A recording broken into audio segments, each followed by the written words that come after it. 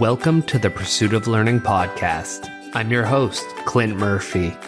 My goal is for each of us to grow personally, professionally, and financially, one conversation at a time.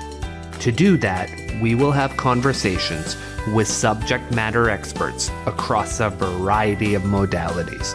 My job as your host will be to dig out those golden nuggets of wisdom that will facilitate our growth. Join me on this pursuit. On today's episode, I had Dr. Calvin Tham. As usual, it was a wide-ranging conversation, and some of the aspects of the conversation that I enjoyed were Calvin's experience growing up as a Chinese Canadian and the experience he had of the clash at times between two different cultures. We talked about dentistry and entrepreneurship. Calvin has been a small business owner for the last 19 years. The importance that relationships play in business and in life. We talked parenting, divorce, self-development, coaching, the mourning process. I enjoyed this conversation thoroughly, and I hope you do too.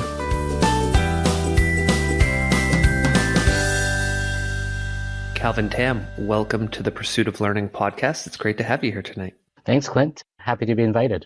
So my first question for you is something that I've been wondering for a while, and I had never actually asked you, is you've been a practicing dentist now since 2002 when you graduated from UBC. My first question is, when in life did you actually realize that you wanted to be a dentist? That's the typical question that you get asked in the dental school interviews is why you want to become a dentist. Let's see. Oddly enough, I guess growing up in an Asian family, although it's never been said, you're always given a sense of expectations to achieve a lot in school. Growing up, the equation was always go to school, get good grades, get into university, get a good job, earn a good income, take care of your family. That's sort of the equation of life that, although not necessarily spoken, was just what you understood growing up in a Chinese family. And I guess that was probably what self-motivated me through my earlier years. I wouldn't call my parents like tiger parents. They never like pushed me, or they never got upset at me if I got bad grades or anything like that. It was more of, if anything, I was afraid to get bad grades because I didn't know what would happen. So it was never really spoken. It was never overt when it came to academic success, but it was sort of always there. So I think when you're in high school, you do those aptitude tests and you get like a few sort of different scenarios of which career paths that could work for you. My mom herself was an accountant, and I was always, pretty good at mathematics. So numbers interested me. So that was always a viable option for me. I always enjoyed science. So somewhere in the science field, whether it became research-based or it leaned towards, medicine of some form, was probably another big avenue. And somewhere along the way, I also enjoyed teaching. I just, the idea of being able to help others achieve their goals in learning and in achieving different things was something that always appealed to me as well. So I think that sort of was kind of what sort of set the basis of what would happen in university. So when I got to university, when you get to first year science and you talk to all your classmates, everybody's pre-med this, pre-med that. And to be honest, I wasn't even really sure if I was pre-med or not. I enjoyed science. I enjoyed biology. The idea of becoming a doctor or something in the realm of medicine was always something that was interesting, but I didn't really know for sure. Somewhere along the way, I think somebody had said, hey, what about dentistry? Dentistry is still within the realm of medicine. And so I started to look into it a little bit more. I actually spent one summer working at my dentist's office. So I basically helped around with whatever needed to be helped. So I would clean the office. I would help the dental assistant with sterilization of instruments. On the rare occasion, if she was busy and the dentist needed assisting, I'd help him. I'd help out front in the reception, whether it be taking payments, answering phone calls, making appointments, taking payments, submitting insurance claims. Those were all things that I kind of learned and picked up that summer, which I was super grateful for because it kind of stirred something within me that I realized, hey, I think that I can make a career of this. This is something that interested me. I liked the idea of, getting to know patients. You see patients over and over again, and the ones that you get along with really well, they almost become kind of like the extended part of your family, like your cousins that you don't see all the time, but you see a few times a year, and you always get along and have great conversations with. I kind of look at it that way when I see patients. So I think the idea that it's just the being able to connect with people interested me. And I'll be honest with you, I don't even remember the TV show ER back in the 90s. I definitely do. Noah Wiley was one of my favorites. So watching what Carter, the character Carter, went through as a resident scared the heck out of me. Dealing with death and dying and having all sorts of this crazy stuff happen to me, it made me realize I did not want to be a doctor. I did not want to be a resident. I didn't want to stay up those crazy hours doing what the doctors do. Like, kudos to the doctors in terms of the number of years of residency and fellowship and just the physical, mental fortitude that they need to be able to do what they do. It's amazing. I realized that just wasn't my cup of tea. It's not something I wanted. I like the idea that within dentistry, you have a little bit more control over your working hours. You can kind of have a little bit of a pick and choose in terms of, working as much as you want or working a little bit less if you wanted to. And the idea that, at some point you could become your own boss and run your own business, that was also an interest for me. So I guess, to make a long story short, in terms of why dentistry, it was sort of like a lot of things that kind of came together that sort of made sense to me. And as I kind of got into it and I got into dental school, I, continued to enjoy it. And yeah, I continue to enjoy it to this day after, this will be my 19th year. So it doesn't feel that way. For sure, I didn't, when it's like, feels like a blink of an eye and it's almost been 2 decades of dentistry, but I definitely, that I don't feel it. If anything, I almost feel like this is sort of the prime of my career, if anything. There was a lot that we're going to unpack throughout our conversation that you hinted on in that answer, and I love that. The first thing we're going to do, we're going to take a step backwards, because one of the things you talked about that somewhat led to that path was the expectations as a Chinese child. Even though you were in Canada, Yeah. you were still being parented with that style.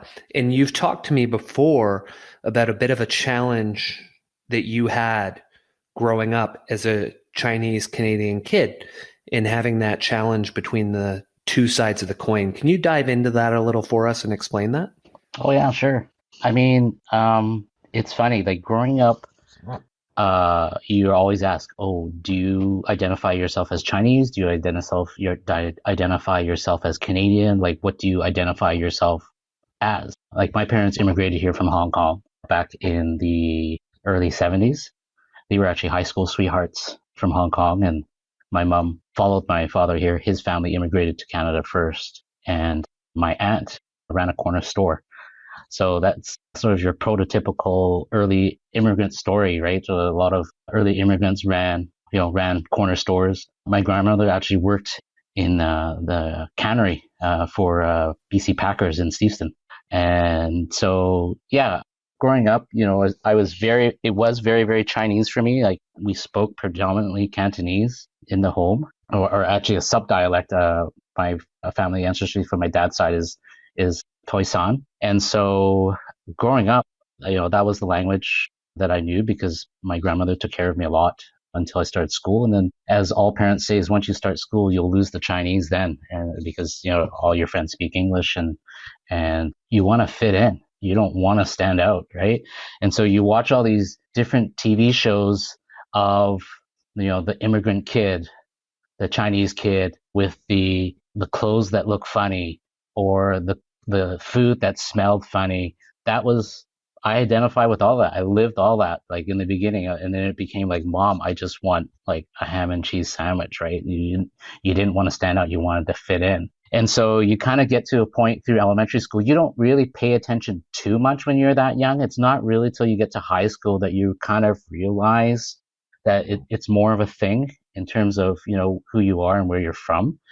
But I always saw myself as Canadian, but in high school, that's when the feeling in the middle really kind of stood out, because in the 90s was at the height of this wave of immigrants from Hong Kong, right? Because of the fear of what was going to happen when China took over Hong Kong again from the British rule at the time. So there was there was a massive wave of immigrants from Hong Kong, and my high school was no different. There were like a lot of my classmates were from Hong Kong. So the funny thing was, so the Hong Kong immigrants didn't see me as Chinese. They saw me as what you would call the banana, yellow on the outside, white on the inside.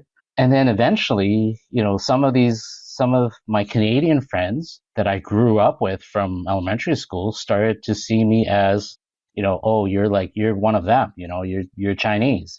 And so you're constantly, like, okay, what does that even mean? Like, you're in this sort of constant trying to, high school is about finding yourself. So I didn't know where I fit in. I didn't know, like I grew up and I could play sports really well. I was great at hockey and those type of things. But then, I wanted to fit in with some of my other classmates who were immigrants. So I started watching movies from Hong Kong. I started listening to the music, and, somewhere along the way, I kind of found my own path of being who I am, and I accept and I take in both sides of the culture, and both, like, if you ask me now, oh, what do you identify yourself as? Are you Canadian? Are you Chinese? I'm like, well, I'm both. I'm a Chinese Canadian, and I have both of those backgrounds that have molded me through life.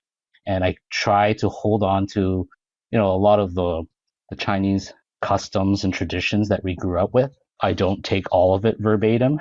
I mean, like, it's Chinese New Year right now, or what we call Lunar New Year now, if we want to be trying to be more inclusive and being more politically correct. But growing up, you have all these traditions of things that you have to do during the New Year. And growing up as a child, I fought all of these superstitions and traditions and these old wives' tales. Like, I think my parents must have hated me because I challenged and questioned every little thing, because some of it just made no sense. Coming from a scientific background, I challenged a lot of those things. Like, the idea of, well, I mean, this is not isolated to just Chinese culture, but there's constantly, oh, if you wash your hair and your hair is wet, don't go out, or don't go out when it's cold because you're going to catch a cold. Don't run around after you've eaten because you're going to get appendicitis. Or if you're sick, you can't eat like cold things like ice cream, or you can't eat what is deemed, we talk about yin and yang. So certain foods are either considered really hot or really cold to the body. So some like fried foods or potato chips are really hot. So it's bad if you're sick or you got a sore throat. I didn't believe in any of that. I was just, I'm just going to do whatever I want. And I think it was, pretty difficult for my mom. I was probably a pretty rotten kid, but I challenged all of those things. And, for me, you can say, oh, well, you just pick and choose what works for you. And I'm like, well, yeah, I mean, I have the option of deciding, the best of both worlds and that's sort of the approach that I've taken with my kids. There's some things, old fashioned things that my parents still say to my kids. And if they make sense, I'll let it happen. And if there's stuff that doesn't make sense, I'll put it straight. Or they'll even ask me, or they'll question me like, oh, this doesn't make sense. Why did we do this, or stuff like that, right? Yeah. And so growing up, I always felt like I was in the middle somewhere along the way, and then you kind of just forge your own identity, and I'm proud of it. I mean, we're talking right now, we're talking a lot about representation and diversity. And it's great to see those things in media and in TV and in music and all of it. But I think that should just a lot of those things I feel that should just happen naturally. But it's true. Not everybody always has equal opportunity for all these things. And so it's nice to see that maybe the tide is turning, and whatever we see in TV and music and politics or whatever is just a cross-section of society. It doesn't have to be, oh, you need to be of a certain race or a certain color, or we need more representation of this, and that. It shouldn't be based on what you look like or whatever. It should be based on, your skill set, your qualifications, and it should, really realistically shouldn't have anything to do with your background. That's, but that's the world we live in right now. And that's the continuing conversation we still have to date, right? We're still battling all of those preconceptions and notions that, what I grew up with, we see that now still, we talk about, and we're still seeing that in the world today. And, it doesn't really change, does it? But we should talk about it. I think it's important. Well, I like to think that it's getting better, and that's something I want to dive back into you with. So when you were growing up, Calvin, you mentioned that your grandmother was working at BC Packing, which is in Steveston.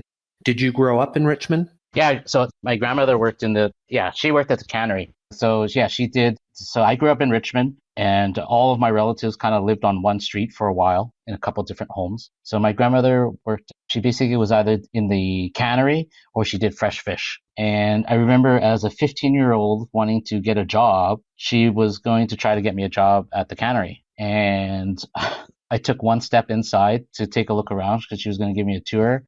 And I turned around with that waft of fish smell hit my face. I said to my grandmother, I'm like, yeah, I don't think I can do this. So, My dad was a pretty strict and authoritarian father. And I wish he kind of pulled that on me and said, no, you're going to, your grandma's getting you a job. You're going to work here. I wish he had done that.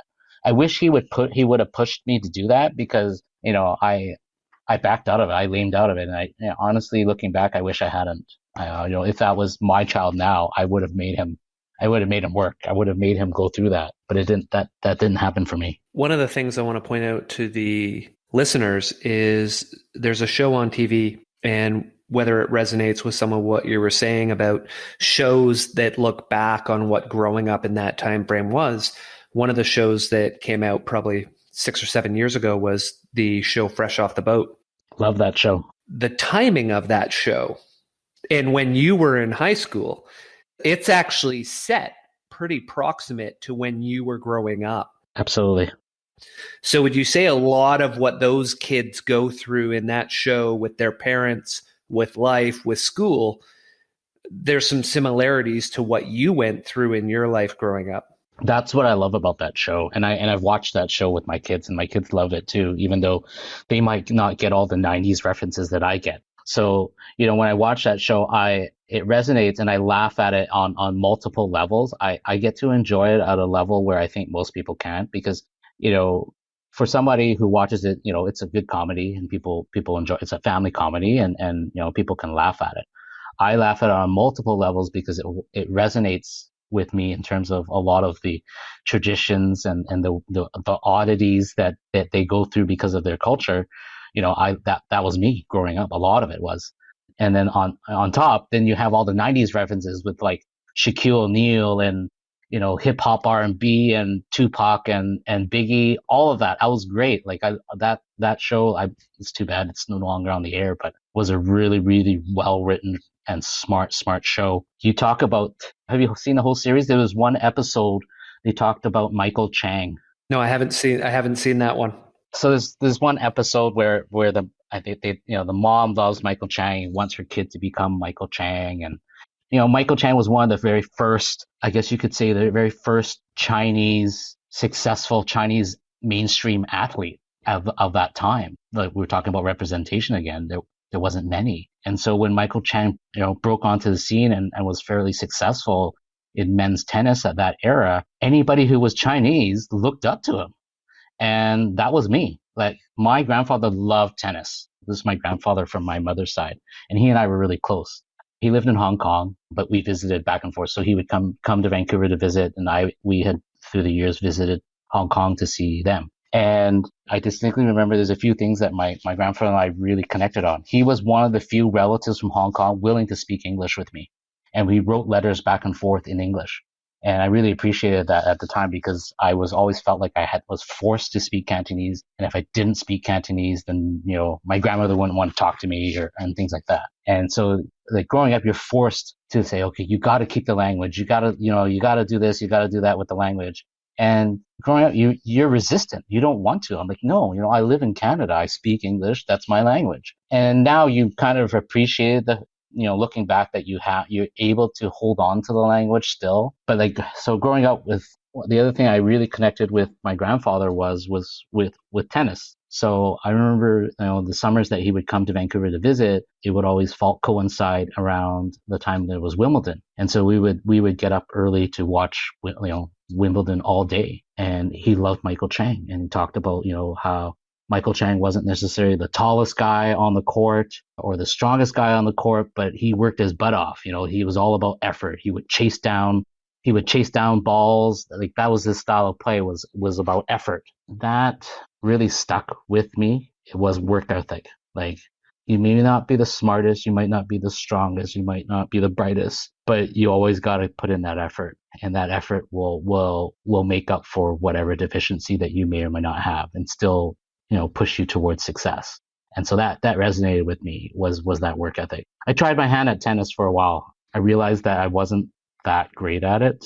I found out later, I realized I was better at badminton. So I kind of flipped over in terms of racket sports, and I played a lot of badminton through my high school years and into my early university years. But Michael Chang's style of play is my style of play in badminton. People think I'm crazy. If you've seen me play badminton, or if you play badminton with me, people think that I'm crazy, because there isn't a shot that I won't try and chase down.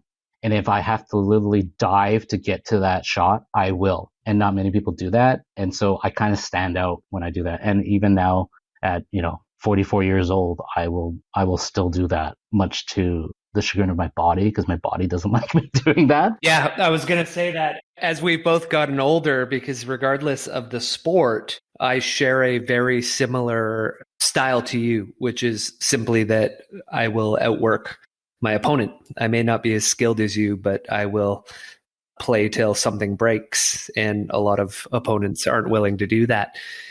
Yeah. Well, and that was the tough part, was like, when I got to a point where, when we kind of got our dad bod, and I was overweight and I was still trying to play the sport, I couldn't do the things that I could do before in my 20s. And I started to get really mad. And that was motivation to get back in shape. That was motivation. I was like, you know what? I let myself get to this point, but I can bring myself back. And so that was another reason that drove me to focus on my fitness over the last 4 or 5 years. We're definitely going to come back to that. I want to rewind now and go back to, you've grown up, you've finished school, you've decided on dentistry, you're starting to find your stride. Very early on in your career, it only took you 2 years, you started your own practice. Yeah, I did. Or purchased a practice, and we'll dive into that, in Abbotsford.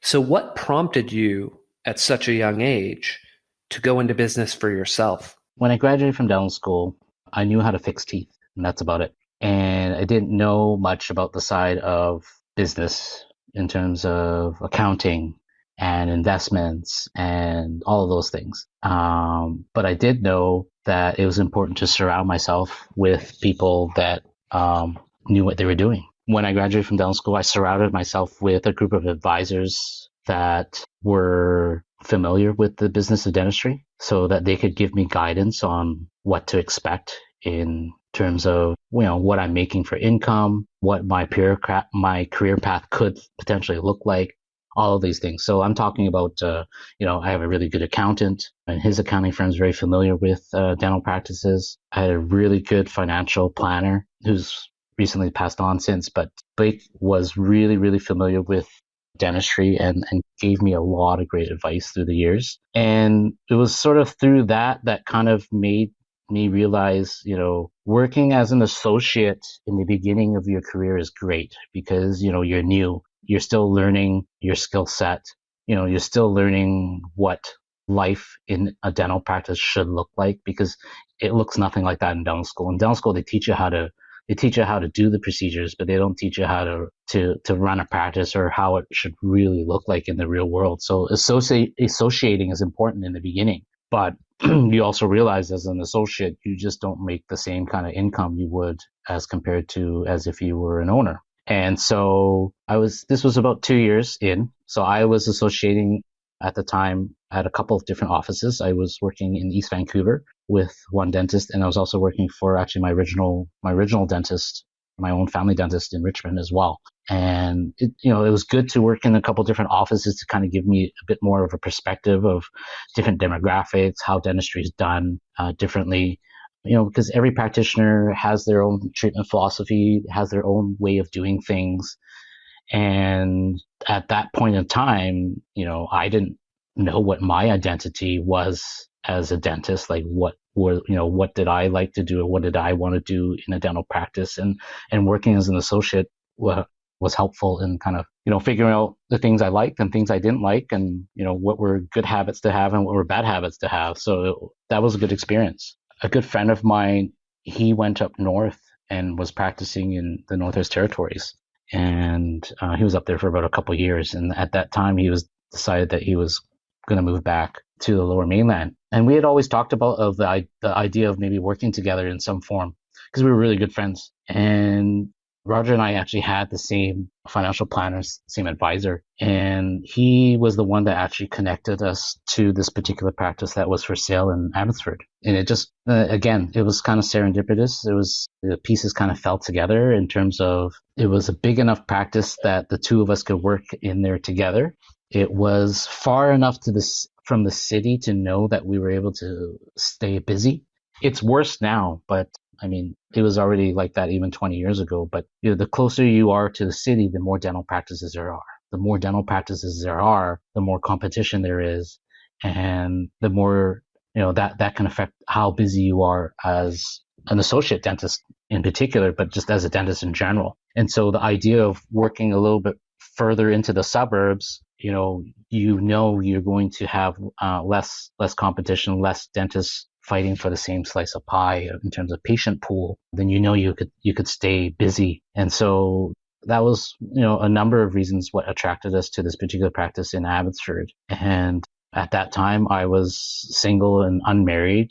Roger had just gotten married at the time. And yeah, it just kind of fit. It worked out that we were able to kind of split days. So we each worked kind of 3 to 4 days a week there. And then at the same time, I still maintained working one of my associate positions 1 or 2 days a week. So it kind of rounded out my week, kind of got the best of both worlds. At the time, also gave me a little opportunity, extra time to teach at the dental school as well. So yeah, it was just sort of a good opportunity that kind of presented itself that we kind of jumped in. I have to admit that I felt like I was flying by the seat of my pants when we bought that practice, because I at that point never bought anything. So buying a dental practice is not that different from, say, buying a house, right? You have an evaluation that you review, and then you have advisors that look over the financial statements to make sure that whatever's in the evaluation is representative, and you let your advisors do their thing in terms of assessing whether or not the price that you're willing to pay to purchase the practice is worth what you expect it to be worth. And I learned a lot in those 3 or 4 months it took to make that transaction. Let's dive into some of that. Sure. I want to dive into some specifics with you. The first thing I want to dive into is you made the decision to surround yourself with a number of experts in a variety of fields. Who was it that recommended that to you, Calvin, at such a young age? How did you have the foresight to say, here's 4 or 5 things I don't know much about. I'm going to surround myself with experts? I had a really good friend in high school I'm still really close with. And I'm not sure where he came up with this. I'm not even sure how he drilled it into my head, but he ingrained in me that relationships is what makes the world go round. Being connected with people is what makes the world go round, and is what allows people to become successful in all aspects of life, in particular in business. So it's about who you know, being connected, knowing people, and these relationships are always a two-way street. You can help them, they can help you one way or another. He was always blunt. He always said friendship is actually not that different as well. You become friends with somebody because there's a give and take. There's a transactional thing that's occurring, if you want to look at it in that way. I always thought that he was very rigid in the way he looked at things, but he's not wrong. All relationships are so important. That's right. And so it was about getting to know people.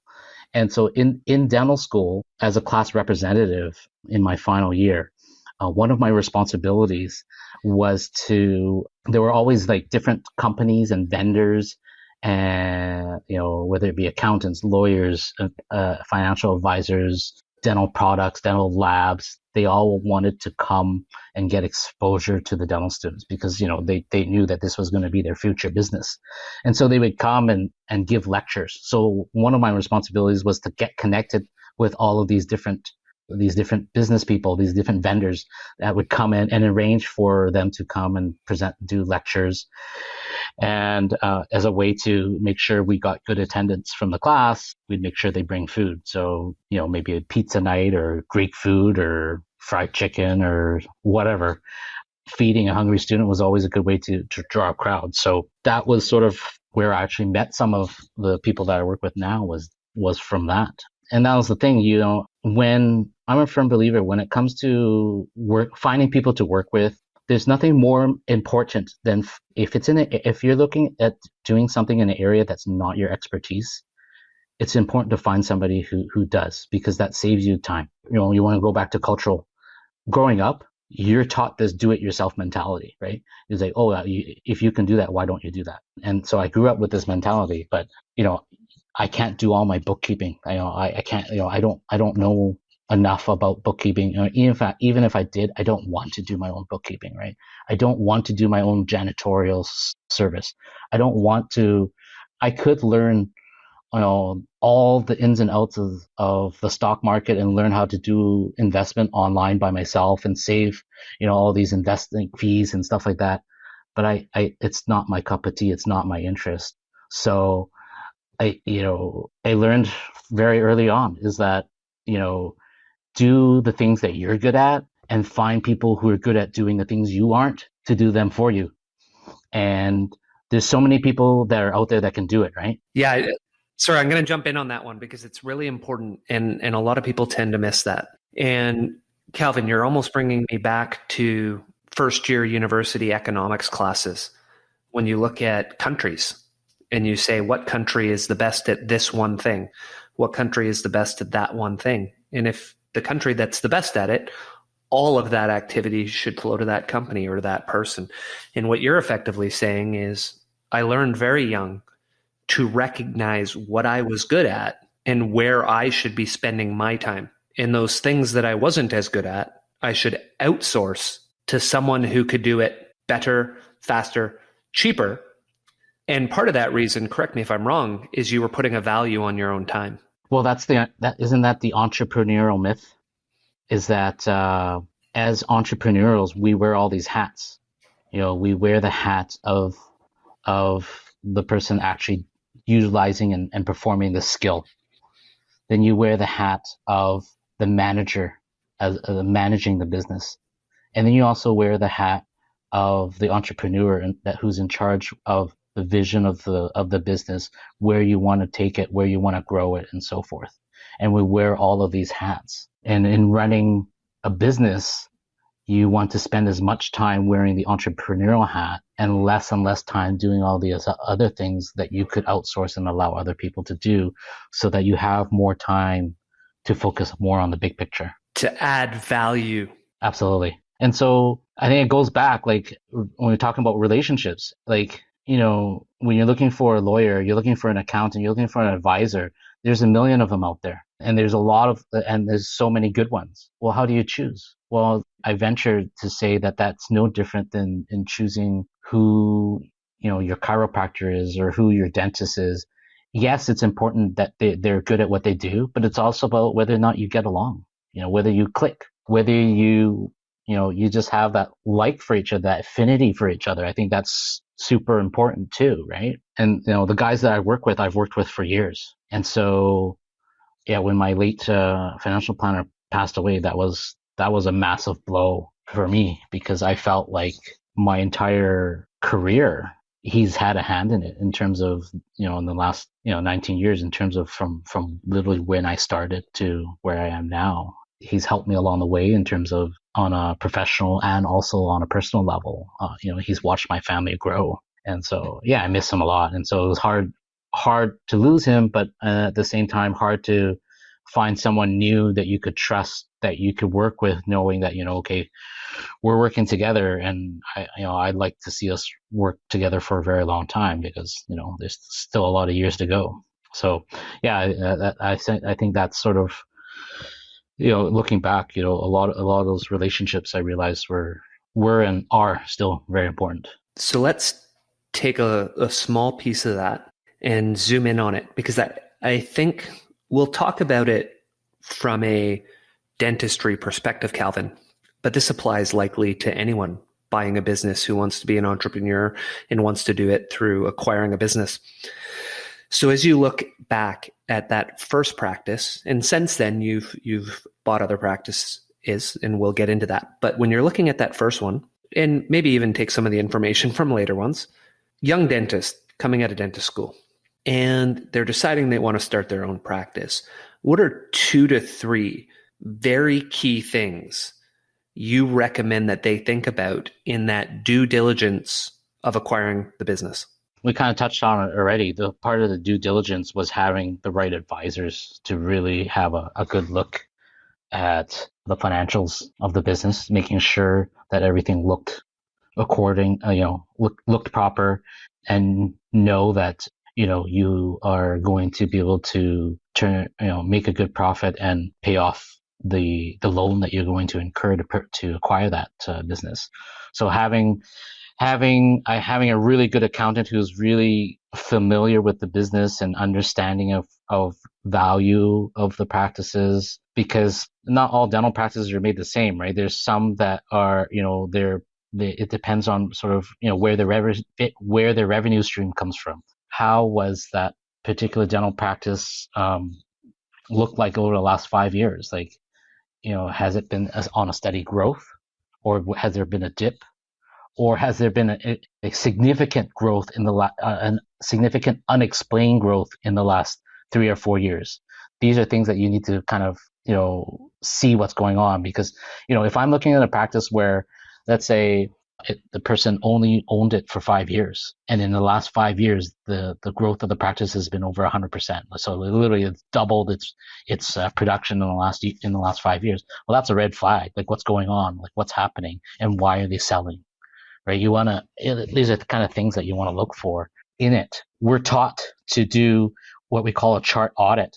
So we actually go in physically and we look at the patient files, and you can't look at all of them, right? A lot of practices have, well over 1,500 patients in a practice easily. I'm assuming you do a method of random sampling, and once your sample size is above a certain amount, then it's meant to approximate the population as a whole. Exactly. I'm going back to stats class for that one, and maybe my days as an auditor. Yeah, perfect. So exactly. And I didn't know any of this. I didn't know what I'm supposed to be doing. So again, it was my accountant that taught me of, okay, here's what you're going to do. You're going to pull, 1 out of every 10 charts, and you're going to look at the demographics. Are they married? Are they single? Are they, do they have a family? Do they have dental insurance? What type of dental work have they had done recently? How often do they go and have care? Are they regular? Do they go every 6 months?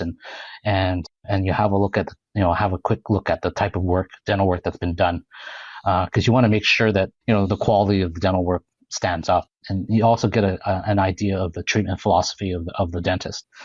And so those were things that I learned to do along the way. And that practice that I purchased in Abbotsford wasn't the first practice that we evaluated. There was probably 2 or 3 before we bought the Abbotsford practice that we did that. And then, before you move on, that's really important. Let's pause there, because that was something I did not know.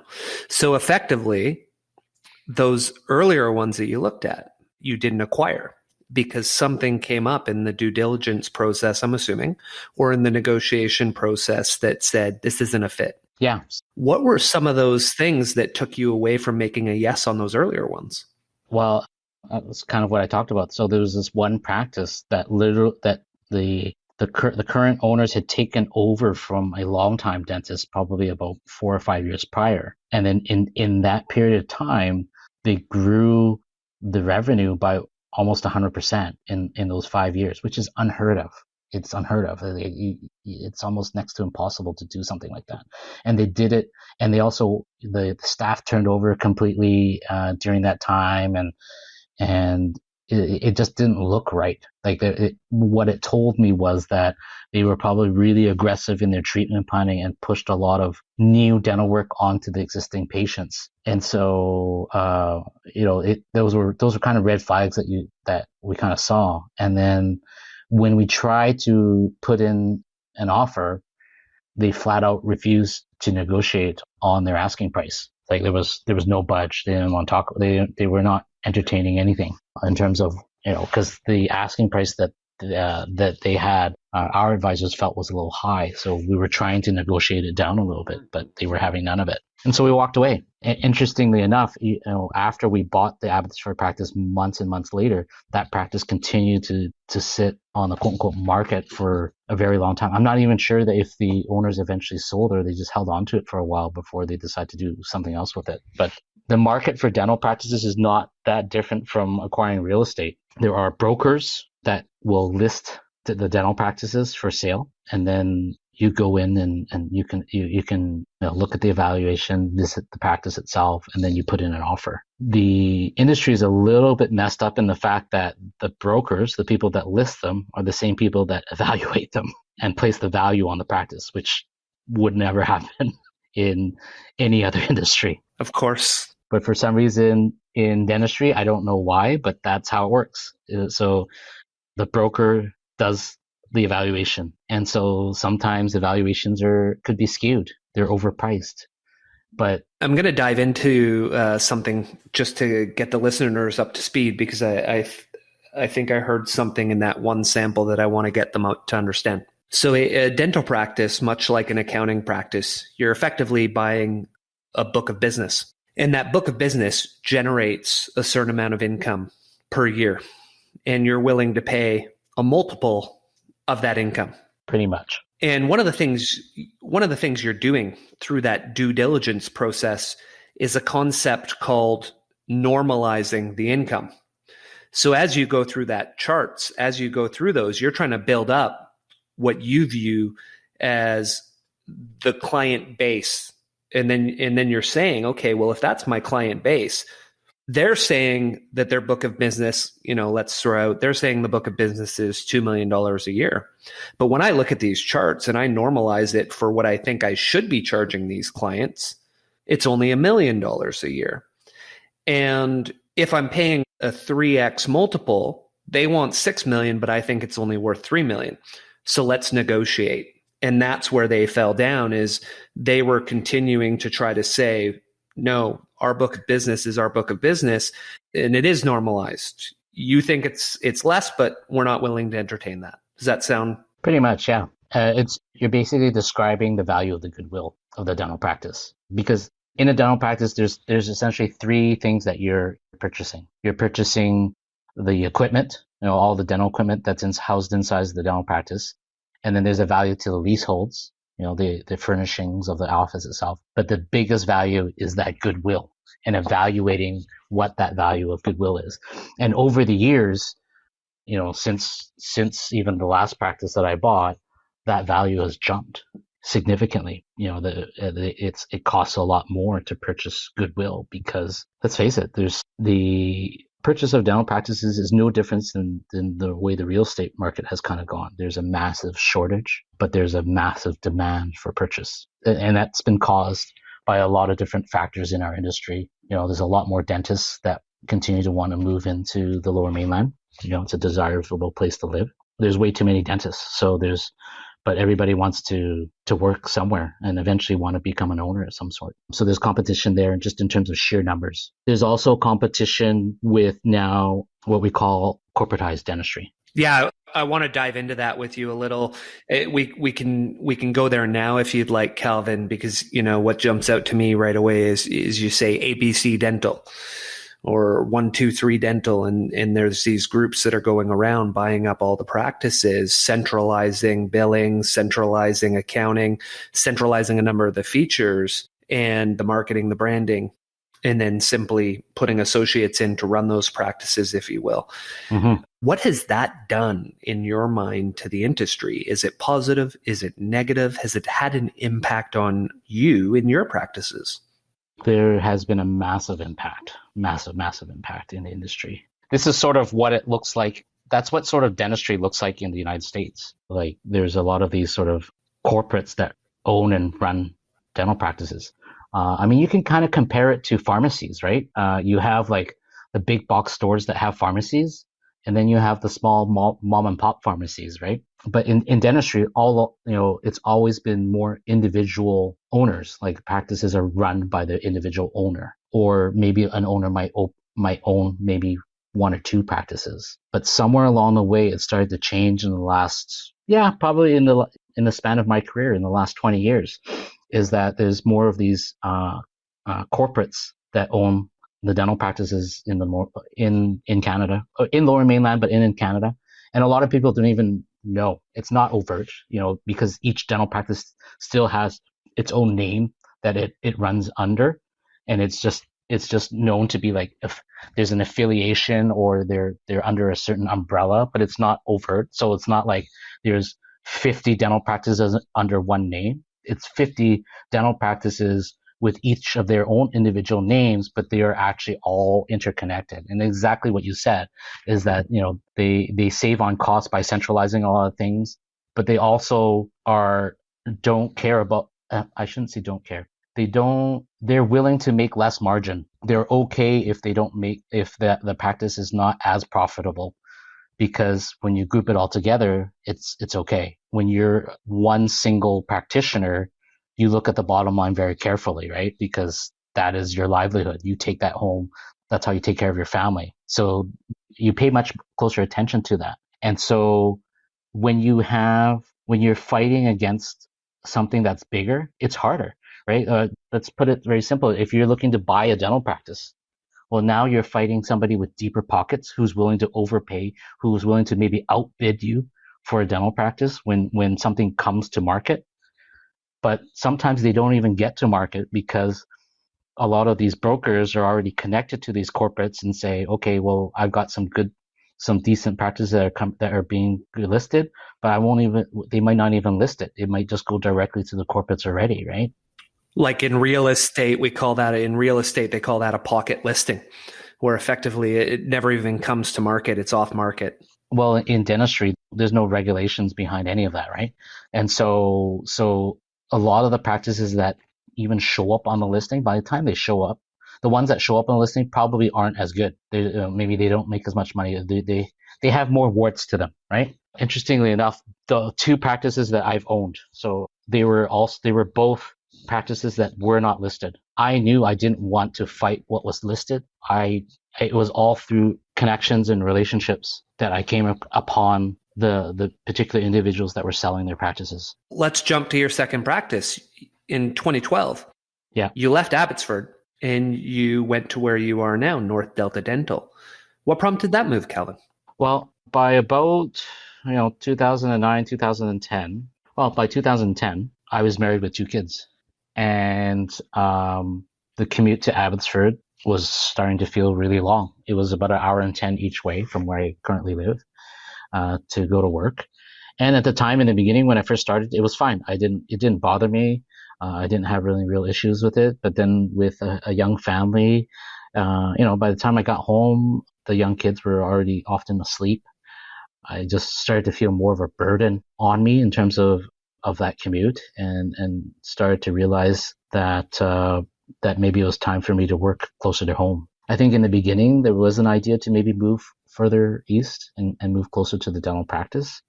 But when our kids were born, both sides of the family, in terms of our parents, helped with the kids. And so when we kind of saw how that dynamic was playing out and realizing that they were going to be a really big part of our lives and the kids' lives, I knew I had to relocate, my career and work closer to home. And so that's what prompted me to decide to leave Abbotsford. And so in early 2011, both my partner and I at the time, we sold the practice together because, he was in a similar boat. He had a young family as well and was kind of in a similar scenario.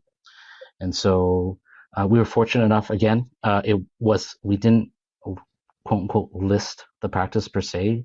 We kind of worked through connections, and I found an individual that I knew that we were comfortable enough with in terms of selling our practice to, because we weren't motivated just by getting, top dollar for the value of the practice. We were also interested in bringing on an individual that we knew was going to take care of the patients and to take care of our staff that we had relationships with. We wanted to make sure that it was going to be left in good hands. That was also motivated for us. So yeah, it worked out. It worked out for everyone at the time. Because David still owns and runs that practice now in Abbotsford, and he's super successful. And I think almost all the staff that I had that were there at the time still work for him. So, it shows what a great guy and what a great boss he is too. So, I'm happy for them. I miss them. I miss my staff. I miss my patients out there too. But, that was sort of more of a personal sort of family scenario that sort of prompted that decision. So when I sold that practice, I did some locuming. So I worked as a fill-in dentist for dentists who wanted to go on long-term vacations, or maybe if there was a dentist there was one dentist office I worked in, the dentist was in a car accident. And then there was another practice where the dentist was on mat leave. And so during that probably year and a half or so that I was locuming, I probably worked in about, I don't know, maybe 10 or 12 different offices. I wasn't, I'm not to toot my own horn or anything. I was in pretty high demand just because of the fact that I was a more experienced dentist. So at that time, 2011, I was, 9 years out. 9 years out, you'd run your own practice. You had a lot of experience that people would be looking for. Yeah. And so, and that, if I was looking for a fill-in dentist, that's, that would be what I would want, because I would trust that they know what they're doing in terms of the dentistry side, but also the managing of the practice side. So yeah, it was a really good experience. Again, same kind of thing as looking back to when I was associating. I worked in all these different offices, saw how they did different things in terms of how they ran the practice, saw the different types of materials that they used. When you're working in your own little world in your own dental practice, you're set in your own ways for a period of time. You grow comfortable with certain things that you do because it works. And coming out of it was great because it was uncomfortable because you're working, month to month, or you're always making sure you're trying to line up the next gig and fill up your schedule to make sure you stay busy and you're still creating an income in the meantime. But it was really great because I, made a lot of connections, met a lot of people and made a lot of relationships, made new relationships, whether it be dentists or dental hygienists or dental assistants that, like I said, it goes back to those connections. It's great because, when I ran my own practice and let's say I needed a temp, because I had an employee that was sick or an employee that was on vacation or something, I could reach out to some of these people that I had met in the past to see, hey, if you don't work this day, are you interested in coming to help me out? That sort of thing. So, how long did you do that for, Calvin? The locuming was about a year to year and a half. And then that's when I came upon the North Delta practice. It was a colleague of mine, Dr. Hunter. She graduated a year after me from dental school. And so at the time she was pregnant with twins and had a 2-year-old daughter. And so she had already done a mat leave the previous with her first child, and was at that time kind of wasn't sure if she wanted to do, a mat leave again and have a locum, or maybe decided she wanted to spend some more time with her family and take a break from dentistry for a few years. So that was sort of what she decided to do. And that's why she was selling her practice at the time. And same kind of thing. It was kind of serendipitous that the things kind of fell together and it worked out for her and worked out for me. Yeah. And so I've been at North Delta Dental now for, what was it, 2012. So a little over almost 8.5 years now I've been there. So I'm really happy. It's much closer to home. I commute about 25 minutes each way, which is easy for me. The patients are really great. And over that 8 years, I really have, tried to make that practice my own, and it has sort of a lot of my identity in it. There's a really great sort of friendly and family feel to it. I have a lot of young families in the practice, but I always say that practice, I see everybody literally from 1 to 100 plus. So it's something that I'm still continue to try to make better. We always are evaluating and reevaluating ourselves in terms of how to make the patient experience better. That's always been my focus. We talked about relationships earlier, and we talked about how there's hundreds of dentists and hundreds of lawyers and accountants, and how do you choose? Well, to be honest, the average patient wouldn't know whether my dentistry is superior to the guy next door or whatever. If you were going to a healthcare provider, how do you evaluate their skill set? Unless you were in the industry yourself, right? Yeah, it's the experience you have when you're there. Yeah, absolutely. So we look at it from literally, before you even walk in the door, in terms of how we communicate, how convenient it is for you to schedule an appointment, how convenient is it for you to get a reminder for the appointment, and then, from the moment that you walk in, what that experience is. And we're professional, but we also are very, very cognizant that can be a sterile or uncomfortable environment for a lot of people who've had maybe bad experiences when they're younger. So I strive to make sure that it feels friendly and comfortable, that you come in and you're hanging out with friends. That's kind of the feel that I want for people when they come to the dentist. Yeah, you're going to have sometimes you get some dental work done, and it's not the most comfortable thing, but it's kind of the nature of it. But it's about those relationships and those conversations that I have. And for me, one of the coolest things that I've always really enjoyed through the years is literally watching families grow. I mean, especially now that I'm a dad, I appreciate it even further. But we take pictures of patients for their patient files, and there's a lot of kids. I've been there for 8 years, and I've literally watched them grow before my eyes, right? And a lot of them have become teenagers, and they all tower over me and stuff. And it's really cool to see. I mean, I have this really great story where I had a patient that was in Abbotsford, patients of mine in Abbotsford. And at the time it was husband and wife and just their young son. He was a baby at the time. And then they had relocated to North Delta. So they came and found me. And that son, by the time, we saw him, he was probably 5 or 6 years old.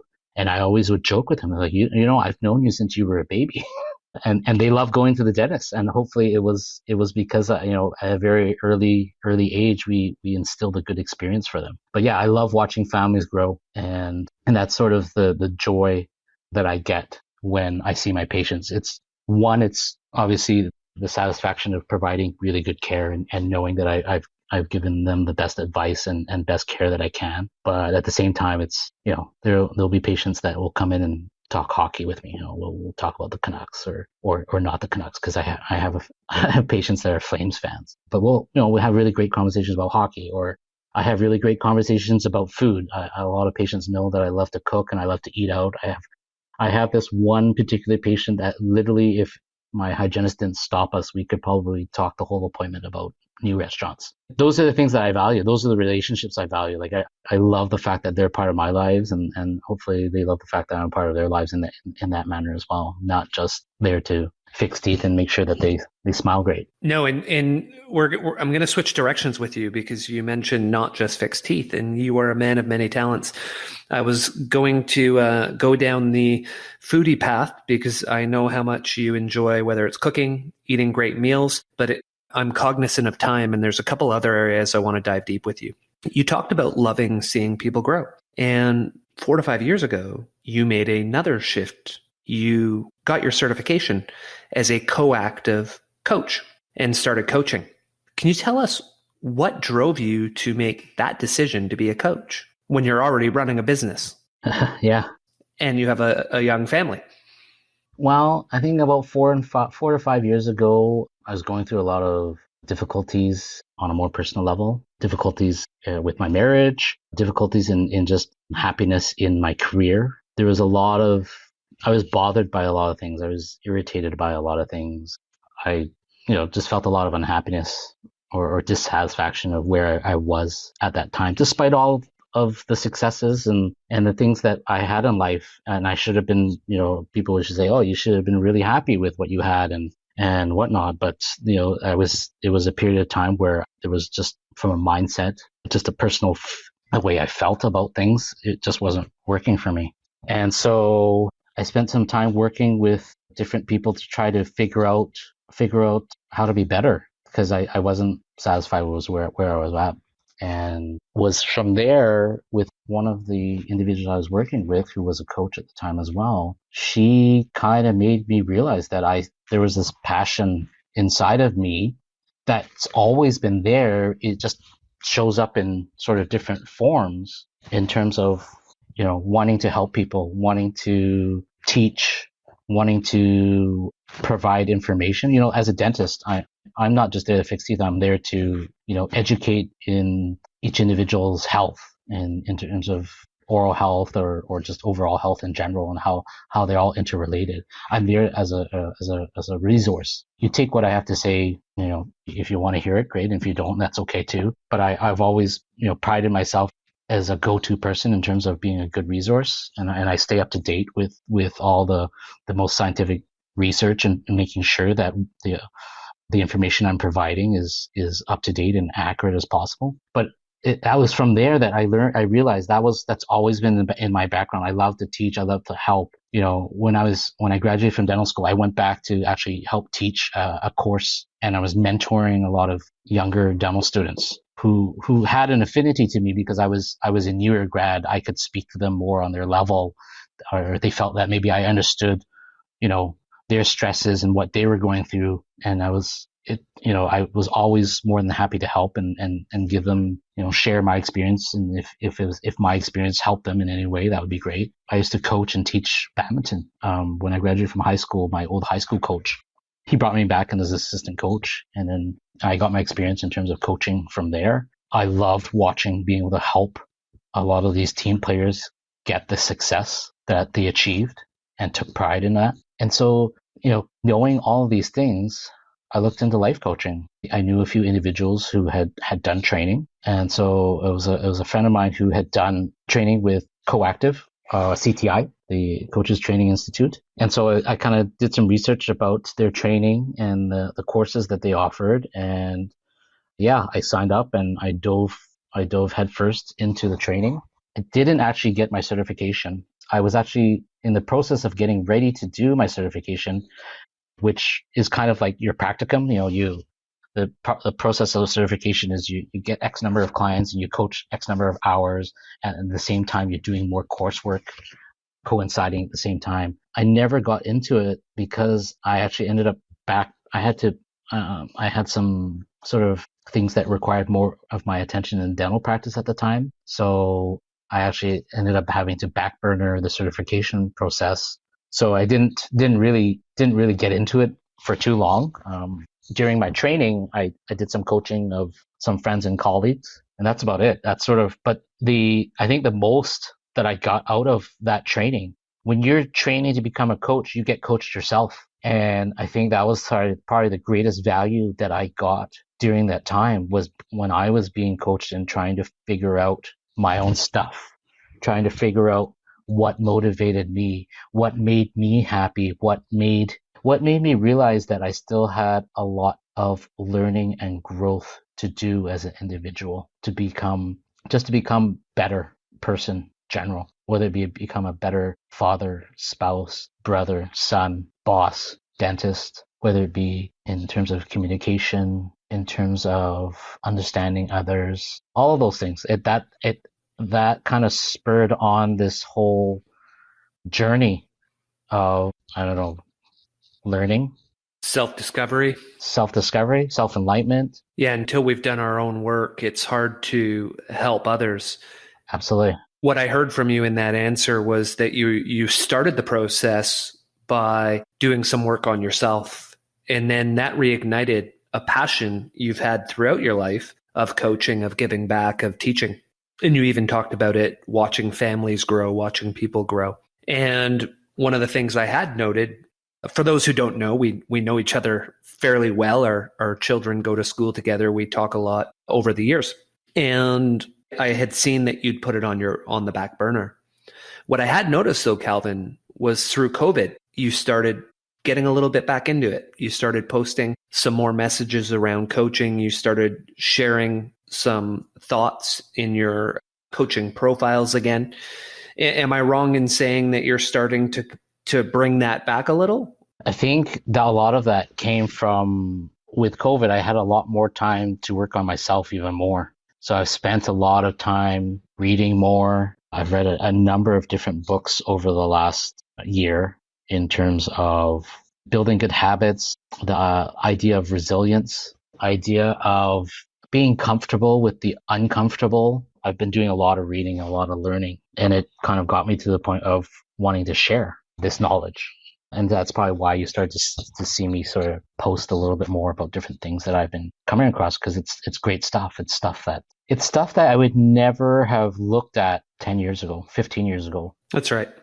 I don't know if it's because of age or if it's because of life circumstances that has pushed me in this path, but realizing that me, I should say, I won't say we, but me personally, like, there's a lot of tools and skill sets that I still have to learn, that as I'm learning, I want to share, not just with necessarily the people around me, but most importantly with my children, and giving them the best opportunity to succeed in life. You know, I joke, but it's kind of true that if we actually it was available to us when we were younger, whether it be teenagers or early 20s, for us to work with therapists to help with in terms of learning how we think and how we deal with our emotions and how we understand people's viewpoints and motivations, like, the world would be a better place. We just simply didn't have that kind of skill set. We didn't get that from our parents, right? Yeah. And that's not their fault. That's, they did the best and raised us the best they knew how. But I realized that for me, that I can be better. I don't have to parent the same way. I want to provide my children with the best opportunities that they can on a academic, but also on an emotional level that simply I didn't get growing up. And that's not anybody's fault. That's just the way it was. But the fact that I know better, that I know I can do better, has really changed my approach to how I parent my children, and how when they worry about academics, I keep telling them that that's not the most important thing. I keep trying to stress the importance of relationships and communication and understanding what the other person's feeling and thinking. Like, those things are just as important as to whatever their feelings, and then giving them the opportunity to work their stuff out. They'll know that I'm always there to help them, but they know that I'm not going to fly in and save them every single time either. They need to work through their own issues, or work through their own difficulties and challenges that they face. And that, I think that's one of the things that I've learned in more recent years, is that by giving them the opportunity to do those things, they build this self-confidence and this awareness of what they're capable of doing. I mean, if anything, children are actually more resilient than we give them credit for. They're more resilient than us as adults. That's right. By allowing them to succeed, by allowing them to fail and learn from their failure, you're actually teaching them how to be resilient. Absolutely. If we as parents always jump in with the answer, our children will always expect someone to give them the answer. Periodically, exactly. we have to let them fail. I'm going to take us in a direction here, because we're getting to somewhere where I definitely wanted to have some meat in our conversation. And I just wanted to, while we're there, before we get there, share a situation that I had the other night with my youngest son that was pretty emotional for me and may resonate with you, because it hit a lot of the things you talked about. My youngest son has a lot of energy, and he may not have the greatest attention. And we've never necessarily had him diagnosed, but if he was at a psychiatrist and they told me he had ADHD or ADD, I probably wouldn't be super surprised. And he had a situation that occurred at school, and he got in trouble for it. And we were talking to him about it the other night. And he just kept saying to me, "Daddy, you don't understand. Daddy, you don't understand." And through a lot of the work I've been doing, which is similar to what you've been doing, it was an opportunity to be vulnerable with him and say, "Well, son, I do understand. You know, when I was growing up, I had the same challenges that I see in you. So what I see in you is things that I saw in myself." I didn't have it labeled. I did have it labeled as an adult, actually, but not as a child. And what I'd realized is, I've been through what you've been through, son. I understand what's going through your head because my whole life, that's what went through my head. And what I've learned is here's 5 or 10 things that I can do to overcome those challenges because I've been where you are. And you and I, about a month ago now, it might have been 2 months, Calvin. It seems like yesterday we were chatting on WhatsApp and you suggested to me the idea of putting together a retreat or a session, if you will, with students. Our oldest boys are both in grade 7.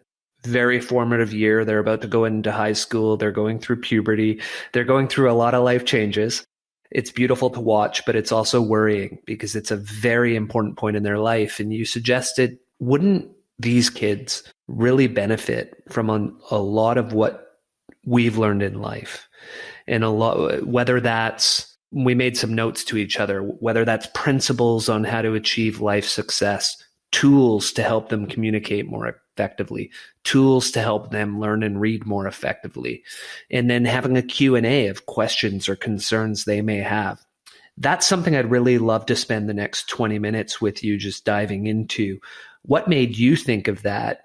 And if you recall, at the time you messaged me, I was reading a book and I'd wrote a note in it that I wanted to help as many people as possible grow in certain areas. So I was thinking the same thing as you, not necessarily with kids that were the age of our sons, with adults. But then a comment I made was, well, if we can help young people with this, we can also help people that are older and may not have had that same learning when they were young. So do you want to dive into that together and talk about how you came up with that idea, why at that time, and then just some ideas we have for what that could look like? Yeah. When we first talked about it, I think it was a talk that I attended, and it was talking about young people. It was talking about teenagers, and it was talking about the challenges and the difficulties that our teens go through now. Whether it be, pressures from school, pressure from their peers, pressure on social media, that what they deal with now is probably, 10 times, 50 times, 100 times more challenging than what we dealt with, just because of their constant connectivity of being online, right? Yeah, and the social media magnifies everything. Absolutely. I've been spending a lot of time on trying to figure out and navigate what my house rules are when it comes to, allowing my kids to have access to the internet, have access to video gaming, social media, all of those things. I know it's not something that I can just say, oh, you're not allowed to do it, or okay, here, do whatever you want. It's been a challenge in terms of trying to figure out what's appropriate, what's not appropriate, when to sort of let go on certain things, how to still monitor or have an open enough communication with your kids to know what's going on in their lives. Because, let's face it, as they get to the teenage years, they're not there's going to be a pulling away, right? There's going to be my friends are important than my parents. And I've really tried really hard to always maintain a really good open communication with my kids. Like I check in with them regularly. Sometimes they give me something, sometimes they don't, but also like knowing how to read them, knowing when something's up or whatever. And, I think it was a statistic about suicide rates and how suicide rates in teens, in the teen demographic, like jumped exponentially, coinciding with the introduction of social media and the internet and that impact. And I think back at, other times when we were a teenager and going through high school, and that was a big transition.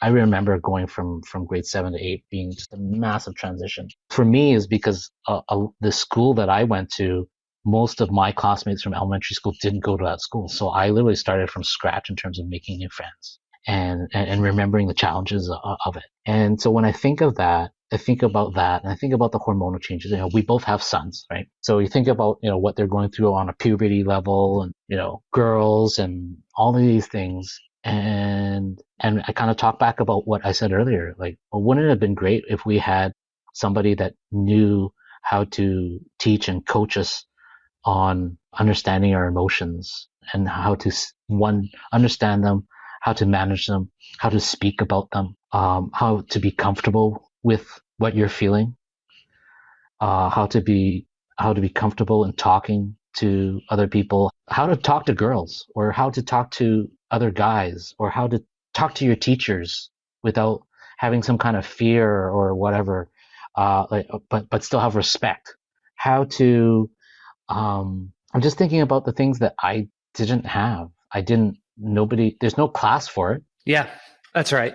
And it's not like your parents could teach you those things. Well, at that time, that just wasn't a thing. But I also look at, well, how many parents can or able or want to do these things now? Or if there was a class available to it, how many parents would enroll their children in that? It was sort of where I kind of where I was kind of playing around with this idea. Now, I'm not saying that I'm any sort of expert of any kind when it comes to this kind of stuff.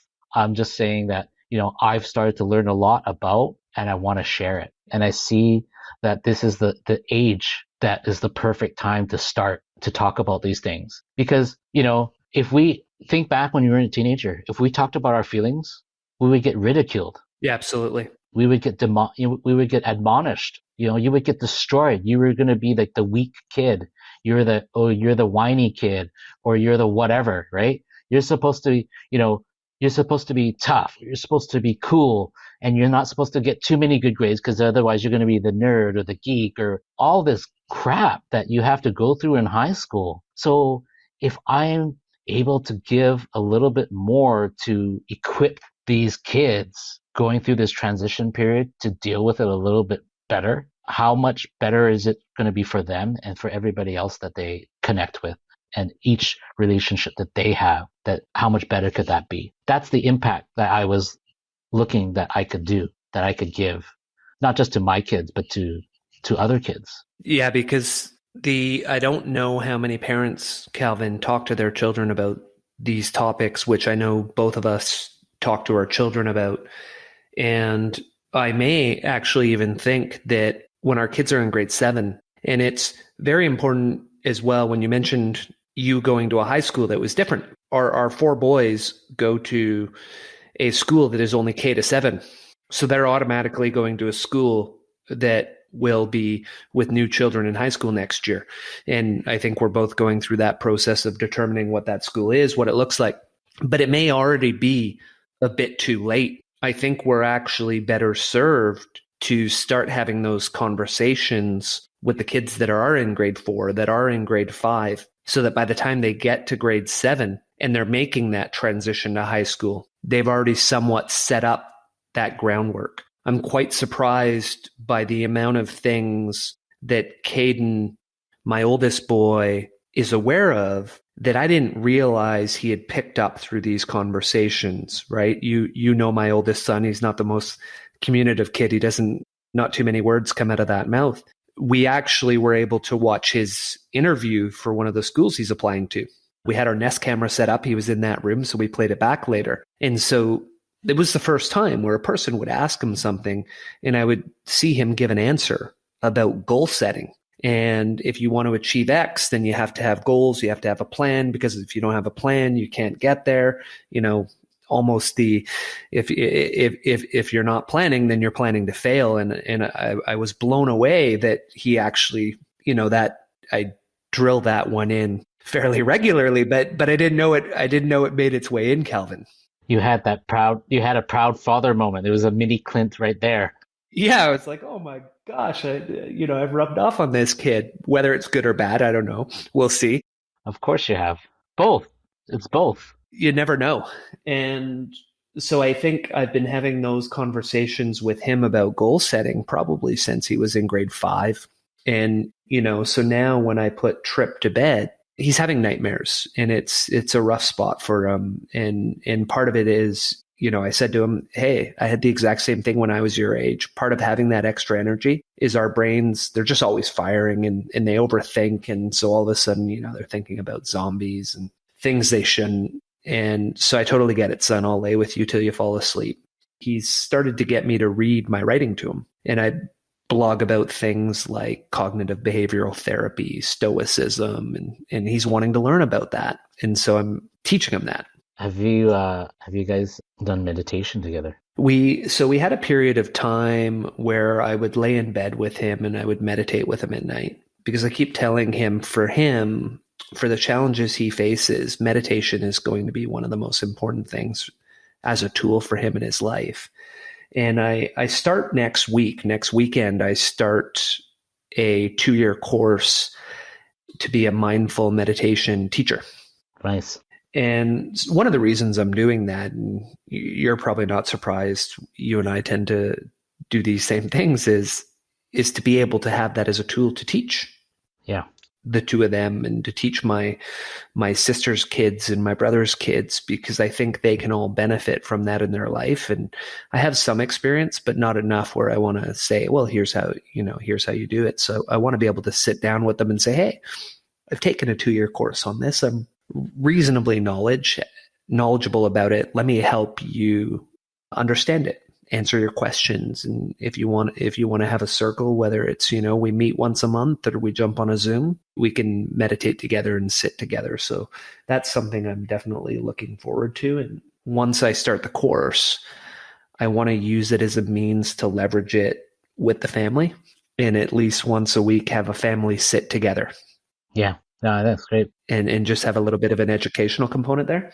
Well, the interesting thing that I guess I always was aware, but I wasn't aware to what extent. But at the school, the kids do get, as part of at school, they do learn some of these things too. They are, I don't know what it's called, but they have one of their teachers there does teach about mindfulness and emotions and those types of things to a certain degree. I don't know to how deep it goes into, but I like when I start talking about some of these things to them, they're already familiar with the terms that I'm using, which is great, because then it's easier to be able to go a little bit deeper with some things with them, whether it be mindfulness or whatnot. Is that Miss Nosette?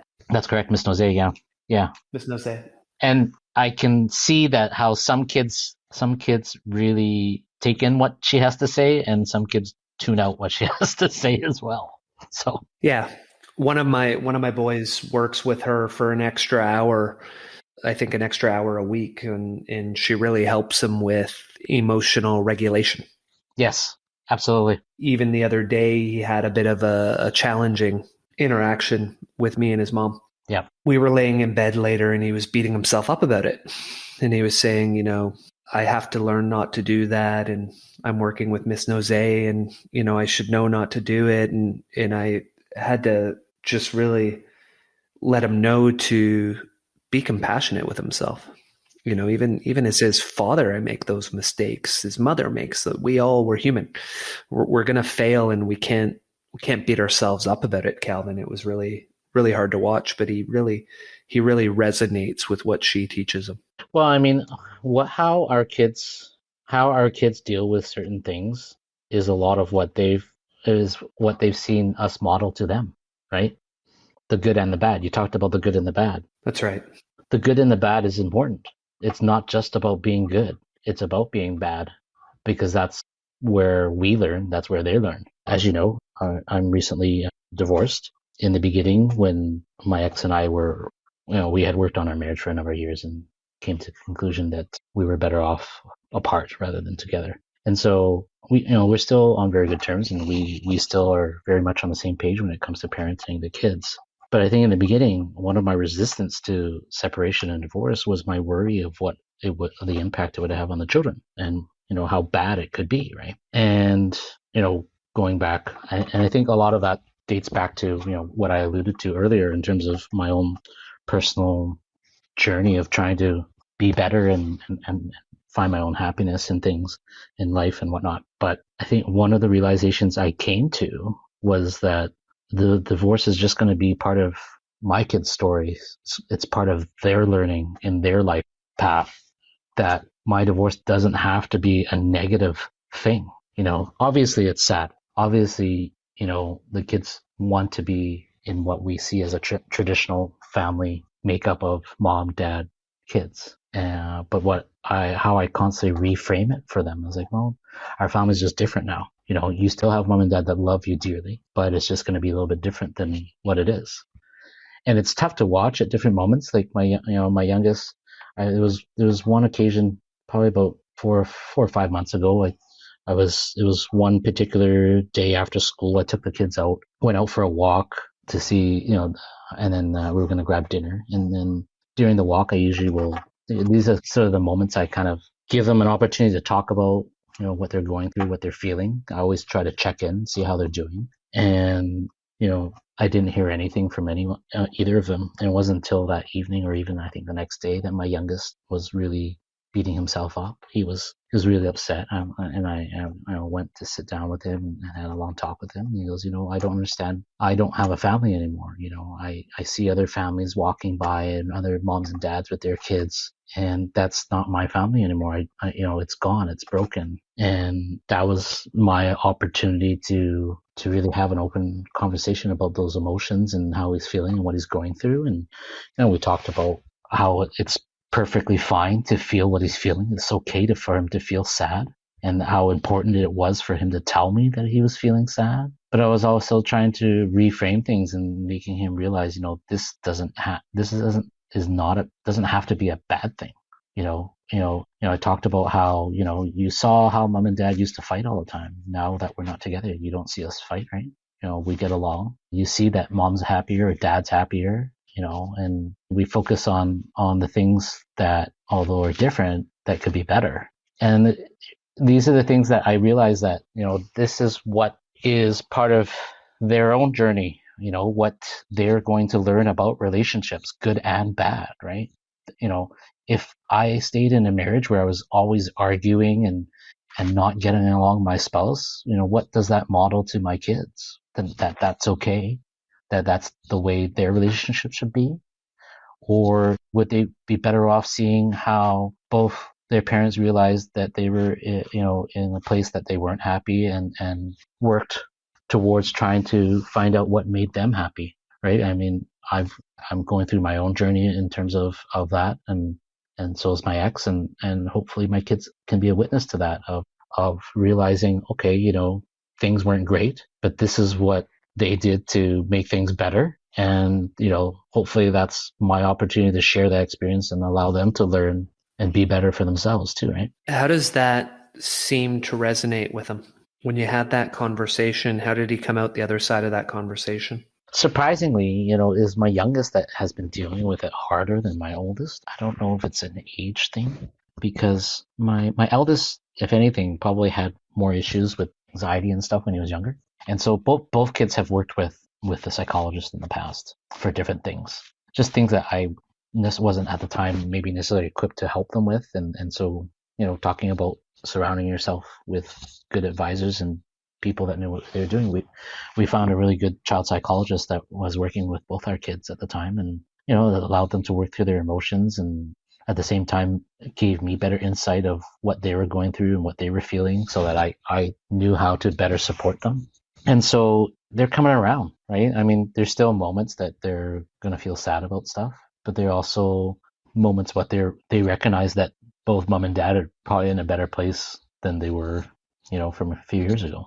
And so that's part of my other motivation of working on myself, is because I want to be a better model for them, right? I want to, show them that I'm how I can be happier, or how I can be healthier, or eat better, or work out more, and all of these things. These are healthy habits that I want to model for my kids, right? That's been one of my big motivating factors as well, is just being a better role model for them. And how has that process over the last couple of years been for you? So it was challenging for the boys. How's it been for you coming out the other side of it, Calvin, which was just recently? Yeah, sure. I'm not going to lie that it wasn't easy. It definitely had its own challenges for a very long time, especially when you've been together with someone for so long. I finally got to a point where I've made my peace with everything that's happened. But I think the important thing was to recognize that I had to allow myself to go through a grieving process. The loss of a relationship is really not that different than grieving a death. The relationship has died. There has been a death that you have to overcome. Yeah. And so you have to allow yourself to mourn and go through those steps of grieving, right? And eventually, if you go through that grieving process, you get to a place of acceptance, and you get to a place of forgiveness, and just wanting the best for everybody, and moving forward in a positive way rather than dwelling on the things that weren't good, that weren't positive. There's no sense for any of that, because in the end, you want what's best for everyone involved. So I think that's sort of where I'm at with things, in terms of just being ready to just look forward, rather than looking back. Which is a very, very healthy way to look at it, Calvin. Effectively, at the end of the day, this is still the mother of your children, and there's nothing better for them than to have happy dad, happy mom, who are able to still, even if not together, have a communication channel so that they see that mom and dad, although apart, are still aligned in their thinking and wanting the best for each other. Absolutely. And I think they also know that, that whatever they've been told by one parent is going to be repeated by the other parent in general, when it comes to, rules and expectations of things, that they're not going to be able to necessarily get away with something with one parent versus another or whatever. And we constantly have those conversations. We're constantly trying to do our best to support the kids, especially when we recognize that something's not right, whether it be physically or emotionally or whatever they might be dealing with. We definitely, if anything, maybe communicate better now than we did before. That's beautiful, Calvin. So Calvin, as we're getting close to winding up, I want to be cognizant of your time. And I think we're gonna have another interview down the road where we dive into a lot of the topics that we didn't go as deep today as I know we both want to. And maybe we talked about, once COVID's over, we'll get together, share some wine, and go deep on some of these topics. Where can our listeners find you? If you want to follow me about when it comes to learning about dentistry and dental health, my own practice website is northdeltadental.ca. You can find me on Facebook and Instagram and on YouTube, basically of a similar name, either some North Delta Dental or North Delta Dentist. I've done a lot of blogs and vlogs, and my kids have helped me with different videos through the years. The Ramen Kids. And then they also took on a persona of Smiling Sam and the cavity-free kid. Yeah, the cavity-free kid. I believe I have watched almost all of these videos over time, Calvin, as they've come online. Yeah, I mean, it all started with when they were young.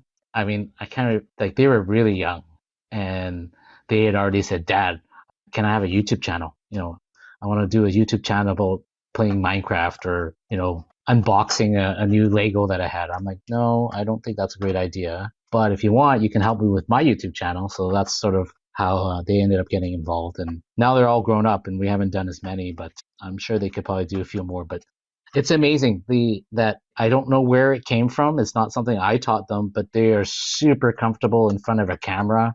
They are super comfortable when it comes to like talking about stuff or explaining stuff, and it's amazing. I look at them, I'm like, I definitely didn't have that skill set when I was their age. I definitely didn't even have that skill set when I was in high school, and I'm just amazed at the stuff that they can do. Is pretty impressive. I remember recently catching a video they had recorded of themselves playing a video game, and they were like explaining the game that they were playing. And this was recorded probably at least 4 or 5 years ago. So my eldest must have been like, I don't know, 7 or 8 years old. Yeah. Yeah. And I'm listening to this recording, and I'm like, there's no way I could have done this even in high school. I was amazed at what they could do. So yeah, that's dentistry. And then we touched a little bit. We didn't get too much into it, but as you had mentioned, I'm a big foodie. I do a lot of cooking. I do a lot of eating. I love finding new places to eat, hole in the wall, whether it be, smashed cheeseburgers like I had today from a food truck, or fine dining, whatever it is. You can find me on Instagram at the Vancouver Foodie Dentist. It's a place where I share photos and sometimes recipes, or just my opinions about restaurants that I've eaten at and stuff like that. I'm a firm believer about, when it comes to restaurant reviews, I don't give actual reviews. Like, I won't tell you if it's good or bad. I'll tell you what I liked and what you should try, because I don't believe in restaurant reviews in that manner. because I'm not an expert. And I don't even really know how you can classify yourself as an expert other than if you were in the industry and you were a chef yourself, how you could consider yourself to be a food critic of some form, unless you know how to cook it. And I think that's what drove me to wanting to learn how to cook more, was because I was fascinated with eating at all these different restaurants and wanted to know how they made it. But I'm a firm believer. I don't like giving reviews because, if I had a bad experience, then I might not go back to a place, but I'm not going to go online and dump on them and say, oh, well. Yeah. And ruin someone's livelihood.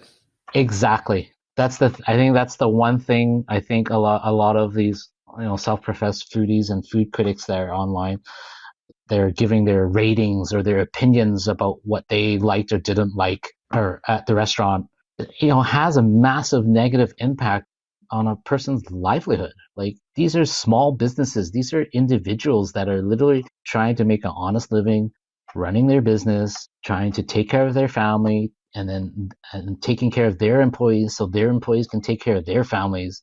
They're not there to rip you off. They're not there to scam you. They're there to try to make an honest living off of, the skill set that they have, which is cooking and trying to provide good food and a good experience for people, right? And so I'm on my soapbox a little bit here, but it kind of drives me nuts when I see people, giving a bad review for a place that they ate at. I'm like, your palate and my palate is different. What I like and you like could be two different things, right? And so for me, when I look at restaurant reviews, I'm not necessarily looking at what was good or bad. I'm just curious what people tried, look at photos or the names of different dishes that people have eaten that were popular, so that I know what to order, and I'm going to go try and make my own opinion of whether I like it or not. And if I don't like it, I'm not going to go and blast them. There's no sense in that. I'm just choose to take my dollars and my business somewhere else, right? And that's the way I think people should do it, rather than going online and like saying bad stuff about people. Could have been an off day. Something we're all human. Stuff happens, right? So whether a dish came out cold or maybe it was under seasoned doesn't matter to me. You know what I mean? Like, those things aren't important. People are allowed to make mistakes. I saw you write a post on this one recently, so I knew I definitely knew how you felt. So I'm glad you were able to get that out. Are there any parting thoughts you want to leave the listeners with? Hey, thanks for having me. This was a fun chat. I hope maybe some people got a chance to learn some stuff from us in our conversation here. And I'm always open to having these interesting and deeper conversations with people. It's not always easy. I can definitely say that you're probably just one of a few handful of friends that we kind of have these kind of conversations with. Not everybody's necessarily comfortable talking about this kind of stuff, right? Some people are more interested in just talking about sports or food or whatever, and that's cool too. No worries. But yeah, this was fun, and yeah, thanks for having me. Thanks for joining me, Calvin. And next time we talk, we're going to dive deep into food because Calvin was underselling himself. He's an amazing cook. I'd even start to put him into a category of chef. Oh, I wouldn't use that word. And for those who don't, he's getting close. And this man also travels the world and eats at some very great restaurants. And like my wife, when he's going somewhere, he figures out, okay, in that place I'm going, where am I going to eat? So want to pick his brain on some of his great meals around the world and in Vancouver. And then Calvin will also dive deeper into some of the conversations around parenting, around the work that we're doing. And I look forward to having that next conversation with you down the road. That sounds good.